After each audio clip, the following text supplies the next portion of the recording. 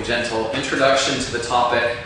I appreciate feedback from the audience. If you have any questions, I don't want to go so fast that you're not understanding what I'm doing. If you're not interested, then yeah, you don't need to understand. But if you are interested, stop me, ask questions. Even on silly little points, I'm happy to answer. And that's my goal, is to give you a gentle introduction to this topic. This is based on a paper that will appear in the Journal of Communications and Algebra, joint work with Chris Kanitis and Vanny Toombs. Vanny was my student who's recently graduated, gone on to industry.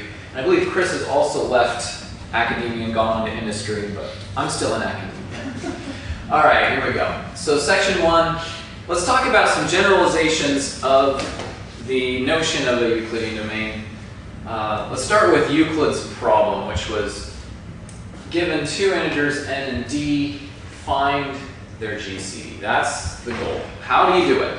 And his method from thousands of years ago is still the method we use today in computers, and it's close to, if you will, and I'll explain what I mean close to in a minute, the best way to find the GCD, and it's repeat subtractions. So you take numbers and you subtract until you get to a smaller number, and then subtract and get to a smaller number, and so forth, and that will find you the GCD eventually.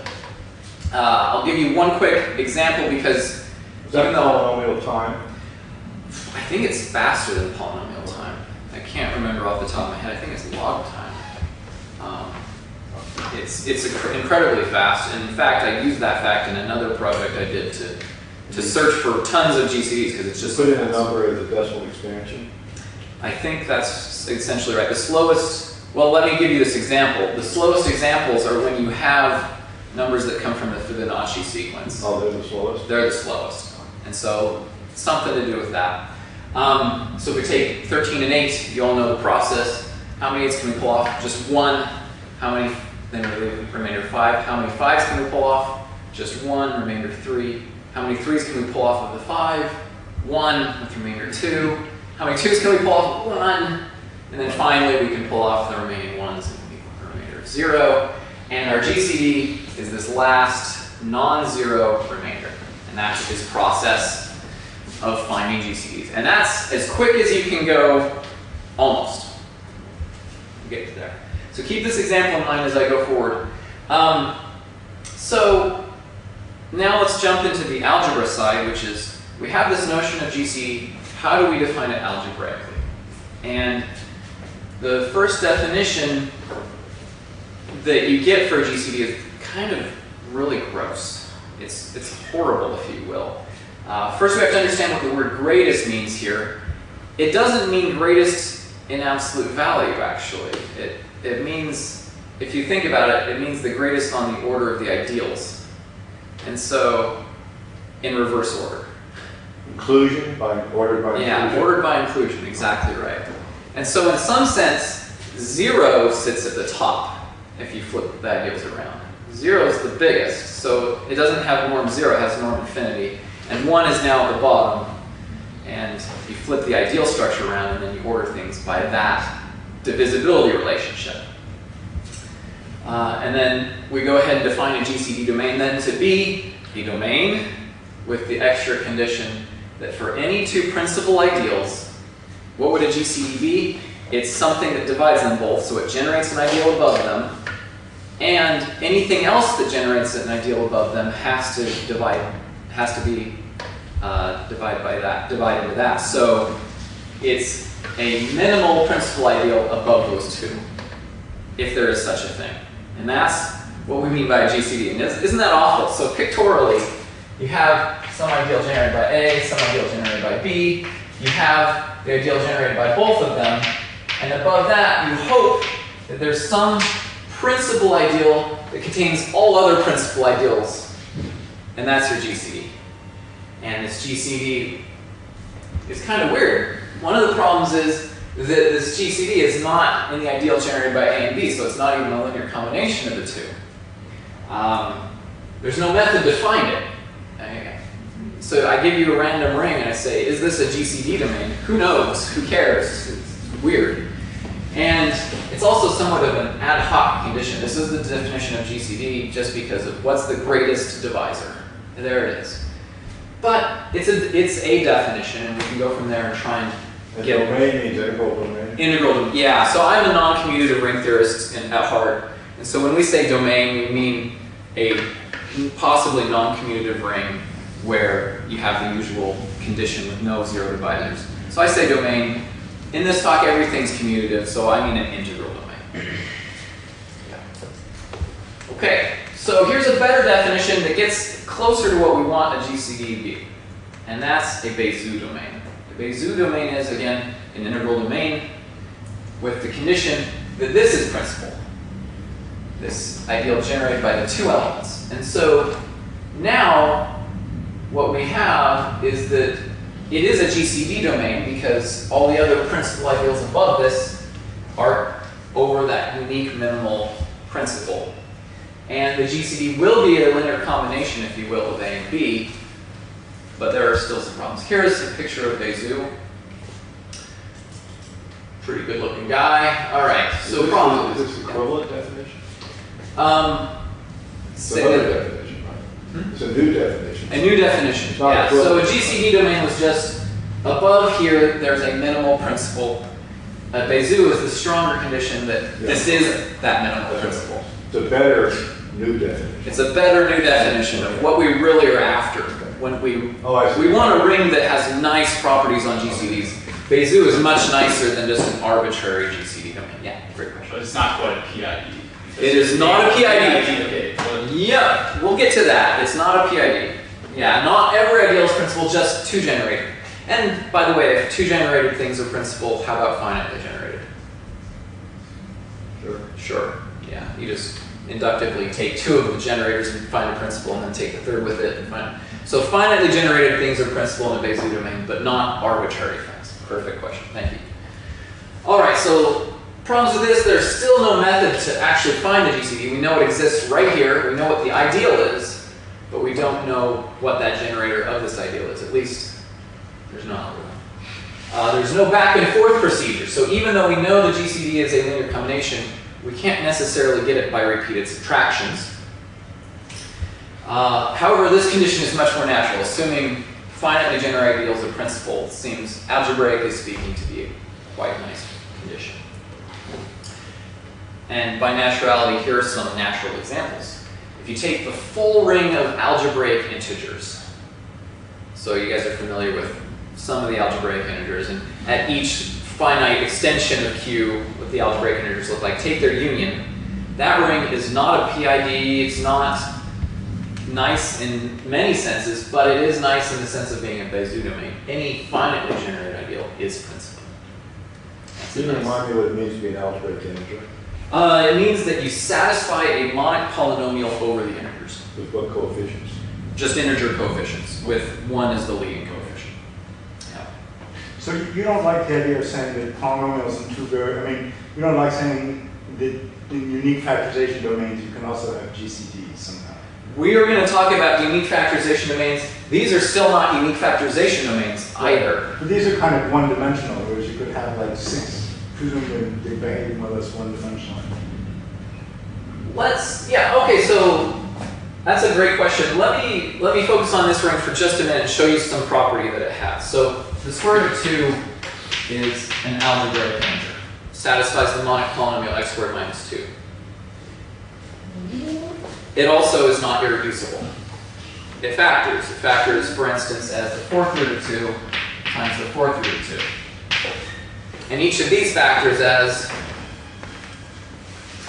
an eighth root of 2 times an eighth root of 2, and so forth and so forth. So this is not a UFD, and yet, in some sense, it still has GCDs, but they're not found the normal UFD way of factoring things into irreducibles. What do you say? A is a notation for the algebraic integers. All the algebraic. Whatever you, Okay. whatever term. A is a algebraic integers. Huh. Yeah. Yeah, so it's not a UFD, but it is a Bézout domain. Here's another ring that has this Bézout condition, the ring of entire functions on the complex plane. And that has the property that finitely generated ideals are principle. But as you brought up, we still can't find the GCD in the ways we're accustomed to here. So let's keep going and find an even more natural. Who proved that? The last. I don't know. When I was familiar with the fact that the algebraic integers are a Bezier domain, and as I was writing this talk, you go to Wikipedia and you find these things. It's listed there. I don't think the proof's very hard, but I don't remember who proved that. All right, stronger definition. So continuing on this line, a quasi-Euclidean domain is a domain with the condition that for every pair of elements A and B, there is a terminating division chain. Now, what do I mean by that? I mean the following. We start with A and B. There's some quotient Q1 and some remainder that comes from that, so that if you repeat the process and you use B as your new numerator, R1 is your new denominator, you can find another quotient Q2 and another remainder and repeat the process of repeated subtractions so that eventually you get a 0 remainder. So that's what R1 in any sense bigger than R2? No. There's no sense of so there's no sense of we've made progress. There's just a sense of if we choose the quotients correctly, and we don't even know if we can do that, but if we choose them correctly, eventually we'll get to 0. And that's what it means to be a quasi-Euclidean domain. Did you just make this up? No, this is something that people study. It's actually kind of nice, algebraically speaking, because it's better than this. Because you have such a descending chain, you can undo this chain and get it so that the GCD is a linear combination. I see. And so there is that niceness. Is the Rn unique? Going back, are these chains unique? No, is the Rn, you're going to say, I suppose. Oh, is the previous Rn? So the Rn, you want to say that the Rn is the GCD, right? Yeah. So that fact is the same, has the same proof as the usual reasoning. Yes, that's exactly right. So the Rn generates the ideal generated by A and B. Maybe the two previous definitions are equivalent. That's a good question, and can I hold off on that? He's preceding me, if you will. I will get to that. So problems with this, again, there's still no method to find the GCD. Sure, there exists some terminating division chain, but how do you find such a chain? How do you choose the quotients? It's still quite natural, as I've tried to say. Here's an example. If you take the algebraic Cook, I don't know which Cook this is. I don't remember. Sorry. I could look that up after the talk. It might very well be. Yeah. It might be. He died very early, and he was a graduate student with us, and switched from topology to number theory. So I wonder why he just... I think this Cook has passed away. I can't remember off the top of my head which one it is. His result was that if you take the rings of algebraic integers, which are the rings of integers for finite extensions of Q, that have class number 1, so these are PIDs, then they are going to have this property of being quasi-Euclidean. Now it's also conjectured they're fully Euclidean, but that's still an open conjecture. Currently, it's answered if the Riemann hypothesis is true for L functions of extensions of Q. But it's only partial on that. So that's one direction we could go. We could go along the lines of defining GCDs as greatest divisors, as being generated by 2 elements, and then even more better as generated by some division chain terminating. But we can go along the UFD route. Do you remember how to find GCDs with factorization? Not me. You factor into the primes, Yeah. and then you compare the powers, Right. and you just take the smaller of the powers, and that gives you a GCD that way. Right. So we have unique factorization domains. Who remembers this definition? This one's complicated. It's a domain with every element having a prime factorization, so you can factor down into irreducibles, and once you've done that, that factorization is unique up to order and associates. So Of course, you can switch the order of primes and you can multiply by units, but up to that, it's a unique factorization. Now, what's the problem with this idea of GCDs from that kind of domain? We still don't have a method, because we don't have a method to factor. If I just give you an arbitrary ring and I say it's a UFD, you have no way of actually finding the factorization. Maybe you're lying.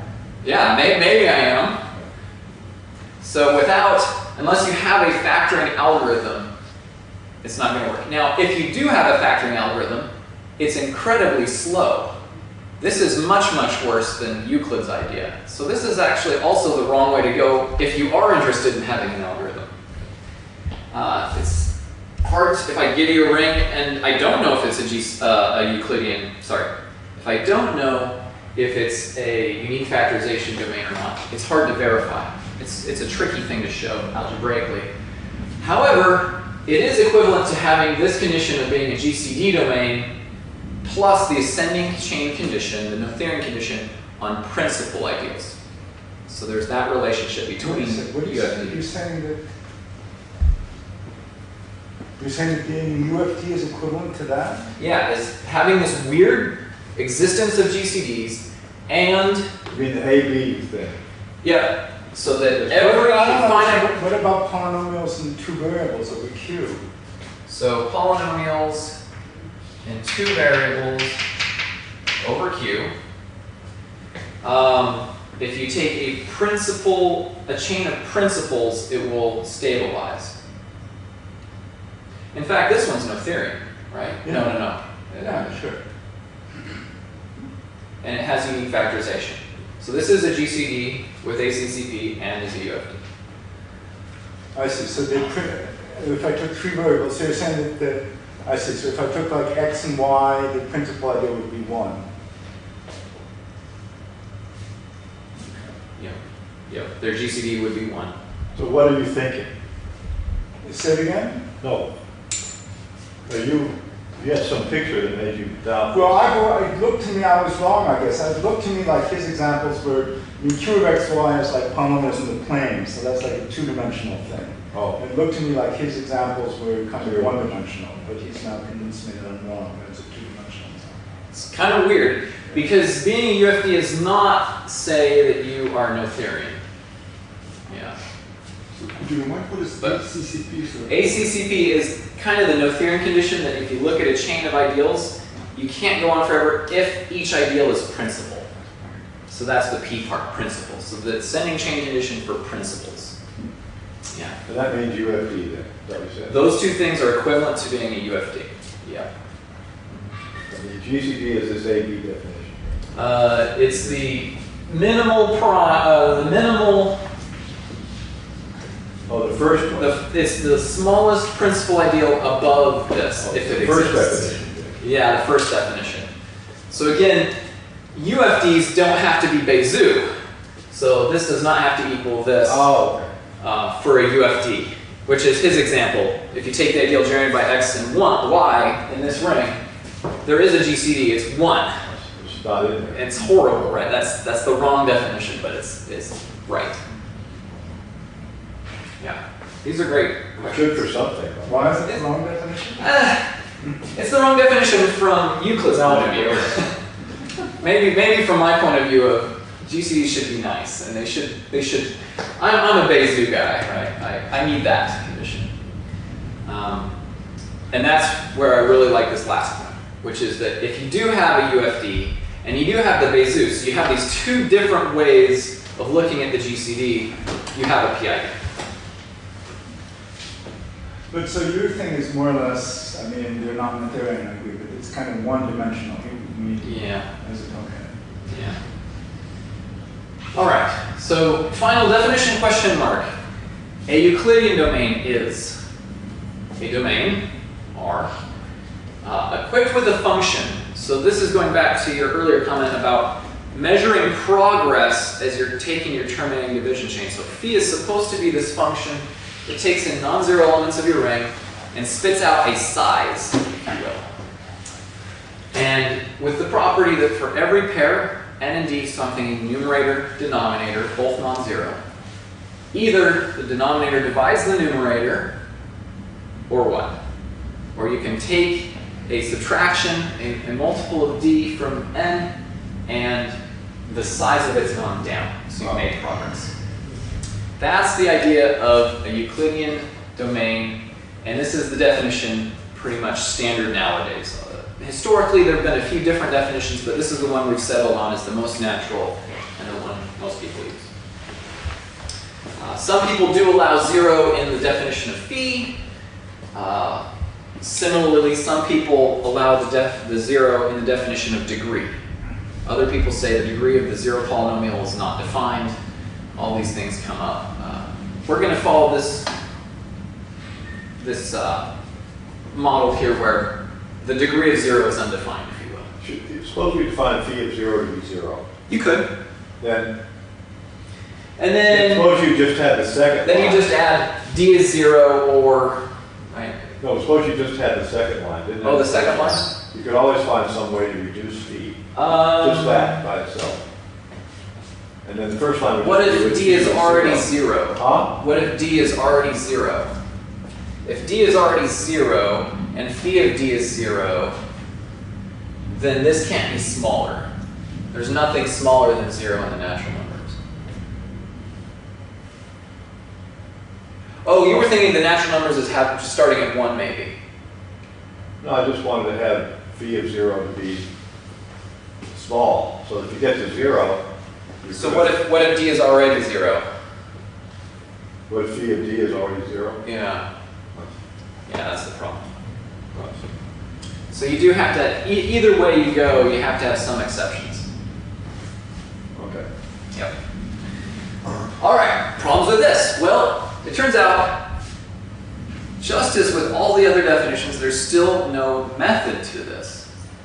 I claim the existence of a phi, and I claim the existence of a quotient that makes the phi go smaller, but I didn't say I have in my hand a constructive algorithm, phi, and how to find q. So without those, I abstractly know there's a nice way to get the GCD, measuring progress at every step by a division chain, but I don't have an actual algorithm to do it. So because of that, my whole talk has not really been on speeding up things or the computational complexity. And I want to emphasize that algebraically, none of these things are talking about that, even though those are kind of important issues. But in an abstract sense, Euclid's algorithm exists. So what's an example of Euclidean domain where you can't say, Oh, okay, good question. So I think, what's a class number 1 imaginary quadratic number ring? So I think Q join I, Yeah. there's a great algorithm that's known. Yeah, It's complicated. it's not that complicated. You use the norm. I think if you take Q join the square root of 14, you cannot use the norm, and it's still a Euclidean domain. And so it gets a little more complicated. But how do you know it's Euclidean domain if you don't have a method for? Well, that gets into number theory, so they use sieve theoretic I methods. see, okay. Yeah, so you can come up with examples that get more and more complicated. Did you say sieve? Sieve theory, yep. So that was proved by a student of Ram Murdy up in Canada. Harper, I think was his name. So Yeah. it might be a premature question, but I have to leave now. Yeah, go ahead. I ask sort of this question because, so if you consider fractions, is it possible in your domains, as Euclidean domains, to develop some theory of continued fraction expansions and some approximation theories? Yes. Yes. We should talk. But I have to go. You will be here tomorrow? I will be here. Okay, then Yes. The answer is yes. Okay. Thank you for your question. Sorry, I have to go. Okay. But is it nice algebraically, this idea of Euclidean domains? And is the condition natural? So we based it on Euclid's idea in the specific ring Z to come up with this general definition for arbitrary rings. But is it natural and is it nice? Turns out the answer is yes.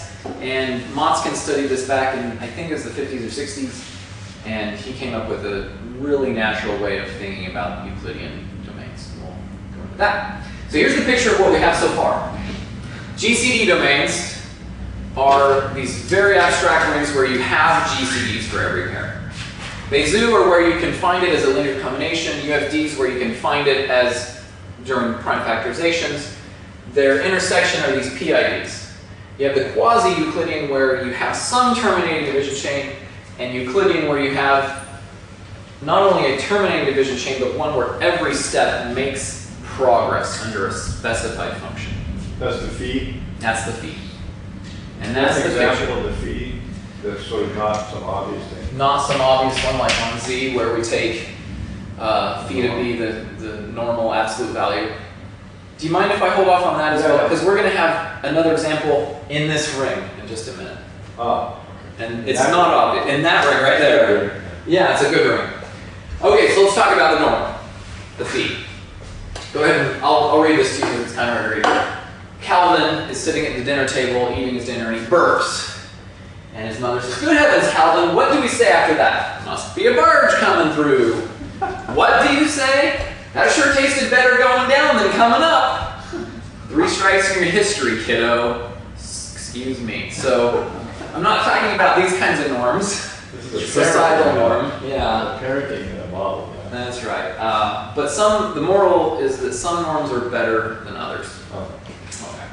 So, some norms are better than others. Remember our division chain here. We can do better than Euclid. We can do better. Even on the first step, instead of taking 1/8 away, we can take 2/8 away. And if we take 2/8 away, we're left with -3, which was better than 5. I think. And then how many -3s can we take from 8? -3 of them. And that's left with -1. And there we go. We've already found the GCD after 2 steps. 3 if you want to verify that you've finished. Much, much faster. Okay. They didn't have negative numbers. They didn't have negative numbers back then. If they had, he probably would have come up with this. This is the fastest algorithm there is, and this is the one that's actually implemented on computers for integer GCDs. You take minus. You do minuses. Yep, you subtract to get the smallest and absolute value of the remainder. And that motivated Motzkin to come up with the following idea. Norm is supposed to measure complexity with respect to the division relationship. D divides n. Complexity measures how easy it is to divide. So what numbers are the easiest to divide by? How's the number given? Let's say an integer. I What are know the how easiest? you read it to me. As a decimal, I know a few things. Let's just say it's given to you as an integer in Just an binary, or in base 10, I meant, in the normal way. But what are the easiest ones to divide? Powers of 2. Powers of 2. Powers of 2. Powers Of 2. Oh, powers of 2. So you always be. Yeah, okay. How about the number 1? It's really easy to divide by that. And negative, because they divide everything. The units, I would say, are the easiest to divide by in any ring. And so complexity 0, we think of these as having, you can always find a remainder of 0. And when can you do that? That's the units. So that's the base. That's the easiest things you can divide by. These are the denominators you want to have. But you don't always have those as your denominators. So what are the next best denominators? These are when you can divide and you have remainder 0 again, or you have a unit, because then when you use that as your next denominator, you'll have 0. And so these things are called universal side divisors by Motzkin. Nobody uses this terminology anymore because it's a terrible terminology. It's universal, though. It is universal. If you think about the terminology, maybe it makes sense. You're dividing from one side, but I don't like it. Complexity 2. Wait, I'm confused about this. So, are we fixing the D we're dividing by at the beginning? Yes, of the exactly. string? So you're trying to measure, you take some some D. D in your ring, and you think of it as a denominator, and you think, what level of complexity is this So at? in this case, this would be multiples of D or multiples of D plus or minus 1. The complexity 1 things. The complexity 1 would be when you're trying to divide this denominator. ND or AD or N. AD plus or minus 1. Yeah. So what kind? In the ring of actual integers, you want to come out with 0 or 1 minus 1. 1 or minus 1 because those are the units. That's right. We will talk about this example in just a minute. What do we get in general? But that's exactly right. And then complexity 2, you want things where the remainder is 0 or a unit or one of these things that's characterized this way. So let's do this example which you wanted to do. So there's the units. Those are complexity 0. What? Oh, I shouldn't have shown you. What numbers give you remainder 0, 1, or negative 1 no matter what? What do you develop? Well, 2 does. In fact, 2 can give you 0 or 1, but so does 3, and so do their negatives. So these are the things of complexity 1. Questions about this? Well, I thought you were fixing, I'm confused. I thought we said, Okay. Is the D this is supposed to be true for all D? I'm confused. Yeah. Okay, then let's go slow. So what I'm saying, let's go to this set. This is the set of units. Right. We're okay with that. Right. All right, the things in here should be numbers so that when you try and divide by them, you can always guarantee a remainder that's Oh, so you're choosing the D's. Yeah, I'm choosing the D. I see, okay. So if I choose D So to you're be one not, of these you're things, not fixing the D first. Okay. yeah, if I choose D to be one of these things, I can always guarantee to have a remainder of 0. It just goes right into my numerator, or something of smaller complexity as a remainder. Let's not die to hear what's next. Okay, what happens next? Yeah. What's S2? Huh? What do you think going to be the numbers that are in S2? Everything up to plus minus 7. Exactly. What? Up to plus minus 7. Because you can have remainders from negative 3 up to 3, including 0. It's just simple. From minus 3 to 3, that's 7.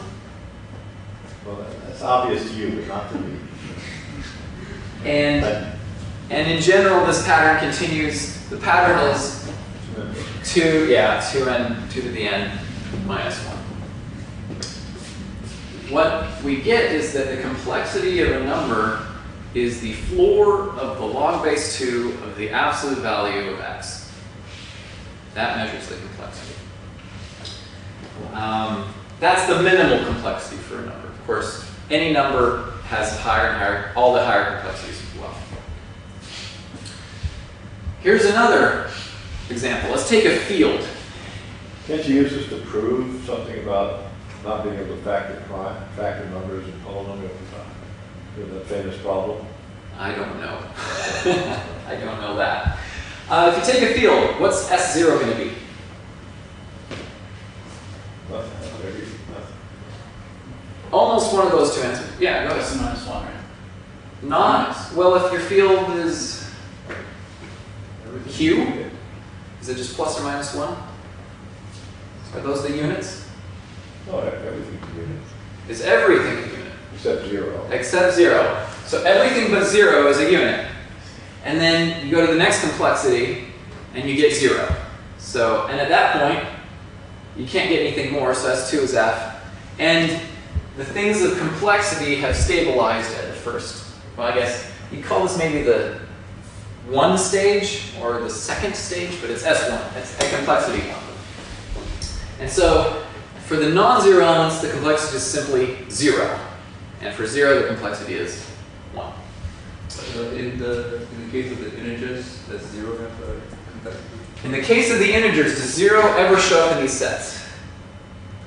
But you keep going along the natural numbers, and then you go one more further step, and it does, which we're going to talk about now. That leads into things I'll talk about in a minute that generalize the definition of a Euclidean domain. So it does show up at what's called the omega stage. Do you guys know what omega is? Some of you? Okay, omega comes after the natural numbers in the order, the ordinals. Okay, so let R be a domain.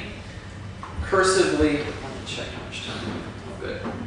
Cursively define the nth complexity set Let's just go through this. It looks like a horrible mess. It's all the elements so that if you try and take something from your ring that you're going to divide into, there is some remainder that's of smaller complexity. So it's either 0 or of smaller complexity for some m smaller than n, so that x divides y minus r. So these are the things of complexity n. And these sets always stabilize eventually. Maybe not at finite time. Maybe you have to go to omega, or maybe you have to go even further. How far? You can go arbitrarily far. You can go arbitrarily far along the ordinals. They eventually stabilize just because a ring has some cardinality and you can't keep it. It's an it. invariant of the ring. It's an invariant of the ring. And if they stabilize to R at the omegic stage, so if you get 0 at that stage after the last natural, well, after all the natural numbers, I should say, because there isn't a last one. That was weird. That happens if and only if it's Euclidean. So we can characterize Euclidean domains by exactly this stabilization property of these sets. And that's Motzkin's idea, and that's what makes this field kind of natural and also more complicated than you think, and also a little easier, because you can canonically start checking if something's Euclidean by checking what are the units, what are the universal side divisors, what are the next set, and just see how things work out. There's Motzkin. Right, you get to look at like polynomials over Z or over Q or something like that. So if you look at polynomials over Z, Maybe Q first. Q first. Just Okay. in one variable. Let's say Just 2 of X. in one variable. So S0 Oh, are so the that's units. Euclidean domain, so that's not. It is a Euclidean domain, and it is gonna stabilize to this whole ring at S omega. Uh-huh. And you start with Q minus 0, because those are the units. And then you look for the universal side divisors, and that's going to get you some more stuff. And then you look at the things that will give you remainders of 0 units or universal side divisors. And these sets just grow. And they grow, grow, grow, grow, grow until they finally stop at omega. What about Q of XY? And Q of xy, again, S0 is this set. What will happen here, I think they probably stabilize again at omega. My intuition tells me that. But this is not a Euclidean domain. And so it's going to stabilize at omega, but it's not going to stabilize to the entire ring. So S omega does not equal bar.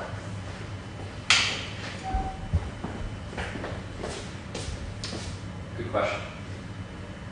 Okay, side note. We talked, I'm just going to skip this real quick, but I'll let you read this. Chuck Norris can divide by 0, and this is what happens when you divide by 0.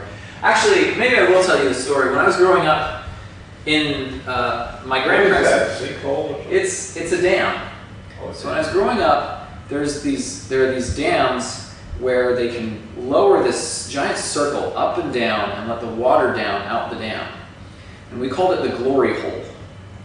And you'd walk along this really rickety old bridge right over it. My uncle, who's this really mean guy, would take us when we were little kids, lift us over this hole and throw us up and catch us. You know, one little slip and you're dead. I will never forget that experience for the rest of my life. Religious at that point. Yeah. Fortunately, Chuck Norris can divide by 0. He can survive, but I would Well, not he have. went through that or something. Okay, just a joke. Does it go? There are 3 main options for the norm of 0. It could be 0 like we talked about, or undefined, or you could set it to be omega, where it stabilizes into the set. Each of these has its pluses and minuses. In this talk, we're just going to let it be undefined everywhere, just for simplicity. Okay, norms. So Motzkin, after his lemma, proved the following nice fact. If you have a Euclidean domain, so these sets stabilize to your whole ring at omega, and you define a function to be going to the natural numbers by phi of x is the minimum complexity, then that's a Euclidean norm. So this floor log base 2 of the absolute value of x on the integers is a Euclidean norm. What does that mean? It means it A fee, measures, you make that fee. it's one of those fees that measures progress in the Euclidean algorithm. And it's the best one in a very nice sense. It is minimal in the sense that if you have another norm psi that's a Euclidean norm, phi is always less than or equal. This is the best norm on Z in some sense. Now, the absolute value on Z is a really great norm. It's multiplicative, it has all these nice properties. But this one goes faster. And it's the one that gives you that fast algorithm we showed, where you subtracted 2 8s from 13 rather than 1 8 from 13. And that was Moskin's big result. There's this minimal, best, if you will, norm on any Euclidean domain. Is it multiplicative? Is this one multiplicative? No, it's not multiplicative. However, it is sort of log additive, so product to additive. But there's an inequality to it. We're going to talk about that in a minute if I can hold off on that as well. That's a good question. So no, this one's not multiplicative. For field, the constant zero function was that minimal norm. Lenstra worked out what happens for the ring of integers over Qi, and is it Eisenstein integers? Is the omega? I believe that's the name that they give to that for the cube root. Okay, so for the cube root of unity there. No, I think that one's the Gaussian. Yeah, so this is the Gaussian. These are the Einsteinian rings. So he worked out explicitly what the minimal norm is there. Really, it's not known for many other rings. You know what are they like? What are they like? They're in that gap. I need 2 O's on that too. Too big to fit in the margins. They're gross. They exist and they're gross, and you can figure them out, but they're hard. All right, obvious question. When I was teaching this to my students in a first-year graduate course, I was teaching them Euclidean domains. I thought this question to myself: why is the Euclidean norm going to the natural numbers? Why not the reals? What's the purpose? What role does the natural numbers play? You don't want these things to like converge. You want them to converge. So the reals would be really bad because you go 0, -1, -2. You can't go down forever, or you don't want to be able to go down forever in the output space. So what you really want, though, then is the algorithm determining. Exactly right. Well, everything still works if we replace this set n with the orbitals, where we allow you to map to omega. There's still no infinite decreasing chains, or even bigger things. And so I said here, everything still works. Everything? Well, Motzkin's lemma still works. R is transfinitely Euclidean, exactly when these sets of complexity eventually stabilize to the entire ring. They're PIDs. They're quasi-Euclidean PIDs. Euclid's algorithm still terminates because there's no infinite descending chains. Yeah, go ahead. No. Okay, you got it. Minimal norms still exist. There's this best norm.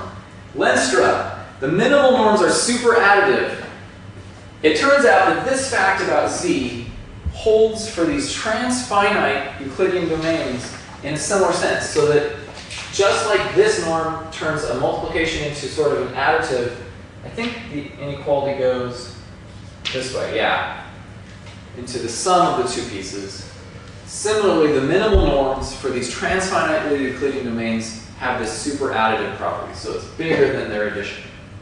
So we're allowing the norm to go into R now, and this is what we're calling it? Not R, because R is not a okay, but then ordinal. Okay. The ordinals. And so this is what I mean by super additivity. And when I mean additive, I have to be very careful because I'm not talking about ordinal addition. One of the reasons I'm not is because ordinal addition is not commutative. So this is what's called, I forgot it, Hessenberg summation of the ordinals. I'm not going to go into that. I'm going to skip it for time reasons. That's a good excuse. Okay. Just note it's a commutative operation on the ordinals that looks a lot like addition, and it is addition on the natural numbers. Does it satisfy the triangle inequality? Oh. So you don't have.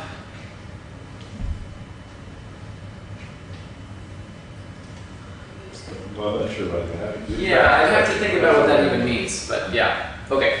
And there's Lenstra who proved that fact. Okay, moving on. He's a funny guy. Yeah, I actually lived. Humorous, yeah. I lived in the apartment building where he lived when I was at Berkeley. He had gotten in when the rents were very low, and Berkeley had this rule that they couldn't raise your rent enough, and so the people really wanted him to move out because he had this great deal on this great apartment. And he had like priceless paintings in his anyway, I have lots of stories about Lenstra. I wanted to kind of work with him because I was into number theory when I got to Berkeley, but he was only there half the year, and so maybe that's not such a good idea. But great guy. All right, okay, not everything is the same when you change n to the ordinals because the stabilization points is different. What does that mean? It means, if you remember, these complexity chains were eventually stabilized into the ring. But if you think about that, that's okay, because where did fields stabilize? Fields stabilized at 1. The rest of the Euclidean domain stabilized at omega. So it kind of makes sense that there should be multiple stabilization points. But that is the main difference between a standard Euclidean domain. The stabilization point can vary. It can vary. Yeah. Yeah, fields stabilize at complexity 1, Euclideans stabilize at omega. So, unless they're fields, of course. Are there any others? Maybe this generalization I just created of putting the ordinals where n was is an empty generalization. There aren't any new examples. So, are there transfinite examples? 75, Hibbelot found an example. 2 years later, Nagata found an error in his example, and then subsequently produced an example. Hibbelot fixed his example. I found a mistake in the God's example. I've read these examples. They are both extremely complicated. They're hard to understand. But they exist. And they both stabilize at omega squared. I found this very interesting. Fields stabilize at omega to the 0, which is 1. The other Euclidean domains stabilize at omega to the 1, which is omega. These stabilize at omega squared. Previously to our work, there were no other examples. This was it. So here are our new results. Every transfinite Euclidean domain does stabilize at a power of omega. What's that power? Ordinal? Some ordinal alpha, be it 0, 1, or whatever. So we have examples previously of 0, 1, and 2. So that's the only place it can stabilize, at a power of omega. And this is actually an easy consequence of Lenstra's superadditivity result. Do all alpha occur? Okay. For every alpha, there is a transfinite Euclidean domain that stabilizes at omega alpha. So they all do occur, and they're the only places they occur. So we've completely classified where the stabilization points can happen, and they are the powers of omega. All of Alpha. So alpha is the invariant. In some sense, it's alpha that's the invariant, but omega to the alpha works just as well. Every alpha occurs. Every alpha occurs. That's right. As a corollary, we see that the complexity can become arbitrarily large for Euclidean domains. It doesn't just stop. And that goes back to the title of my talk. Euclidean domains are harder than you might think, because they can get arbitrarily complex. But it's also kind of nice. They're powers of omega. I think I might be out of time. Yeah, so I will skip the sketch later. So I just got the question. The cardinality of the ring has to be at least as big as this thing. That's right. That's right. So if you have a ring and you look at its cardinality and you look at the successor cardinal, that's the next cardinal after it, the stabilization has to be less than this. So omega to the alpha has to be smaller, strictly smaller than the successor cardinal of the cardinality of your ring. So that gives an upper bound on how far you can keep going with these. This is just an argument by cardinality. It's nothing big. All right, one last result. Euclidean domains without multiplicative norms exist. So this kind of goes back to your question. The integers has a multiplicative norm, and it has the superadditive norm. there does exist an actual Euclidean domain that stabilizes at omega, but no norm will be multiplicative. Absolutely no Euclidean norm will be multiplicative into the natural numbers. However, the example we came up with does have a norm into the reals. I should say into a subset of the reals that has the descending chain condition, which is multiplicative. So it gets really weird. So there are things that don't have multiplicative norms into the natural numbers, but maybe they all have multiplicative norms in the reals. We don't know. What would the subset look like? Would it be like measurable or something? It's a very it's measure zero. It's very simple. It's like an omega squared kind of thing. So it's just a descending chain of infinite descending, or an infinite number. It's like it looks like So countable. It looks like a countable piece inside the reals, so dot, dot, dot, dot, etc., followed by something bigger, and then dot, dot, dot, dot, and that's pretty much it. And the proof was going to be modifying my sketch. I think at this point we're ready to omega to the omega. What's that? You have a nice one for omega to the omega. A nice example of a ring that stabilizes at omega to the omega. Yeah. Let me, in 1 minute, try and sketch the idea then, because I can't go through my. Okay, no, you go. You should give your talk. I can ask you after. Well, I was going to just skip all the slides. Okay. Maybe I can do it really quick. The proof sketch is I take a field F, I join a giant number of variables, one for each ordinal between 1 and the thing I'm trying to get to. That should be strict inequality. Sorry about that. I take this giant ring of multivariable ring. It's not a Euclidean domain. I want each of these variables to have a certain complexity, so I start defining a norm that gives them that complexity. I have to make it super additive in this sense, so I make it exactly equal to the additive condition there. So I should say the phi of a product. You add relations to make this happen.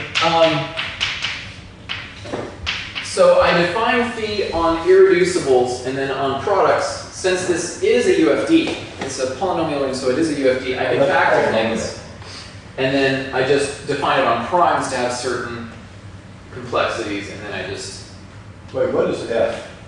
F is just a field. Okay, so that's just the polynomials. Yep, the polynomial ring over field, and I have this partial norm on this thing.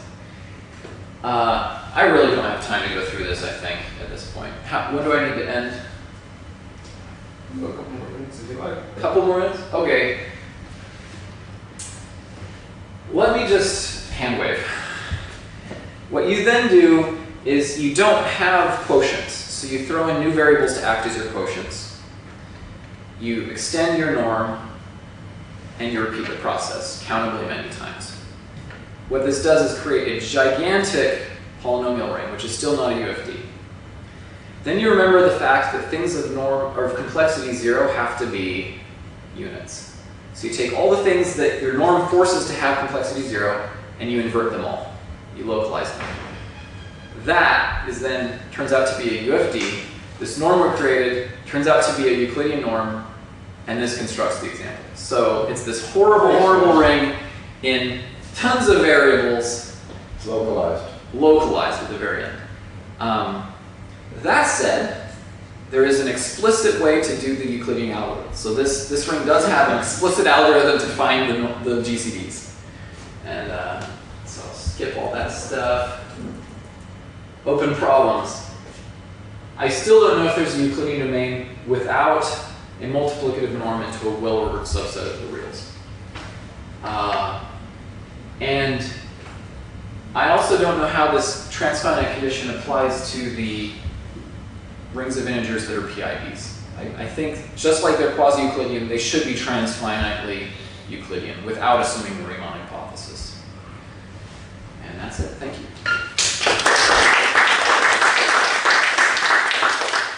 Put this on YouTube. You recorded it. Oh, we did. Hopefully that will be deleted shortly. Other questions for Case?